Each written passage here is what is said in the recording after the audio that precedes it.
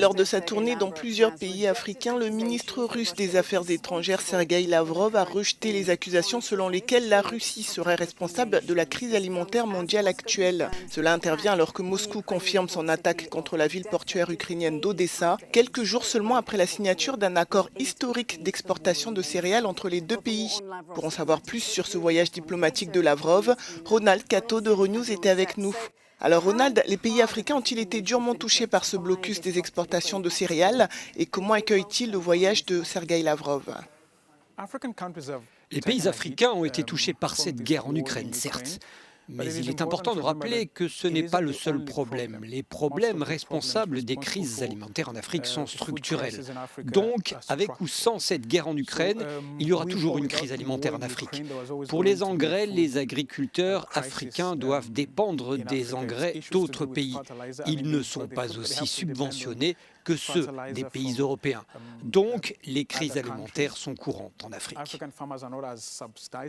En conclusion, nous avons une guerre en Ukraine et il y aura toujours une crise alimentaire en Afrique. Vous savez, l'opinion est très partagée en Afrique sur cette visite, notamment parce que la Russie a réussi à modifier le récit de cette guerre, affirmant qu'elle est une victime, qu'elle répond à l'agression occidentale, agression qui menace son existence. Et ce message rencontre un certain écho. Il y a des gens qui sont prêts à l'écouter en Afrique. Lorsque vous parlez de l'OTAN, sur le continent, les souvenirs de la Libye, qui remontent à une dizaine d'années seulement, sont encore très vivaces. La visite de M. Lavrov en Afrique vise donc à convaincre certains pays africains, que le récit n'est pas toujours celui de l'OTAN.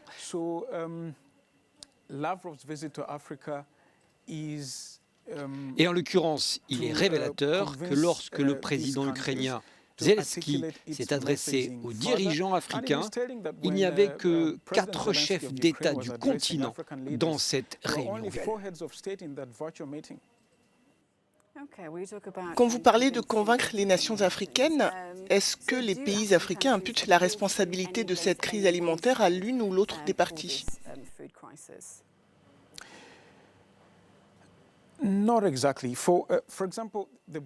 Pas exactement. Pour, par exemple, le bombardement ou leur soutien quelques heures après la signature de cet accord à Ankara.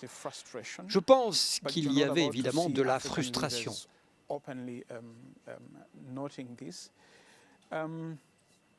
Mais regardez la crise alimentaire à laquelle ils sont confrontés aujourd'hui.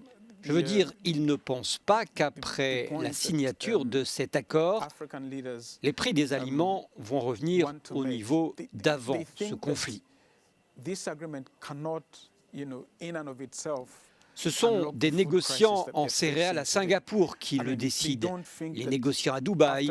Il faut prendre en compte tous ces intermédiaires, les courtiers et les intermédiaires. Il y a aussi le prix du carburant. Vous savez, sur le continent, on a le sentiment que tant que l'on ne s'attaque pas à la flambée des prix du carburant, on n'est pas prêt de contenir l'inflation alimentaire.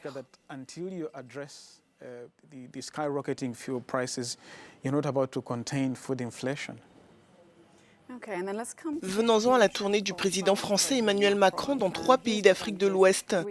Est-ce que cela peut aider à stimuler les relations avec la France, mais aussi avec l'Union européenne?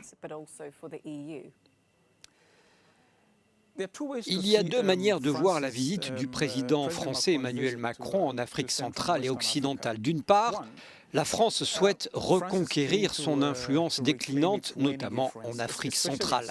La République centrafricaine, par exemple. La Russie y a une assez grande influence depuis 2019. Et la France est désireuse, vous savez, de reconquérir le terrain qu'elle pense être en train de perdre. Mais il n'y a pas que le président Macron qui est en visite. Vous avez vu le chancelier allemand en visite il y a environ un mois. Nous avons vu le Premier ministre italien avant qu'il ne démissionne. Il était également sur le continent. L'Europe fait donc des pieds et des mains pour aller en Afrique afin de sécuriser son approvisionnement énergétique. Et le sentiment est que l'Europe ne se souvient de nous que maintenant. Et cette opinion est commune. Il n'y a que lorsqu'on répond à un problème, à une crise. Avant, elle ne s'engageait que pour contrer la Chine. Aujourd'hui, Ils sont plus prudents et tous les autres sont en visite parce qu'il y a un problème avec la Russie. Il y a donc un sentiment que l'Europe ne veut pas s'engager avec l'Afrique à cause de l'Afrique, mais à cause de quelqu'un d'autre, à cause de l'Europe, à cause de la Chine ou de la Russie ou de l'énergie. Certains Africains, pas tous, mais certains Africains ont le sentiment que l'Europe ne s'engage pas par sincérité. C'est parce qu'elle veut, vous savez, obtenir quelque chose de nous ou qu'elle veut nous utiliser dans ses calculs géopolitiques et géostratégiques. Cela n'est pas perçu comme un véritable partenariat.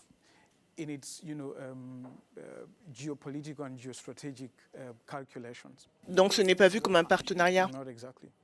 Nous devons en rester là malheureusement, mais merci Ronald pour votre intervention.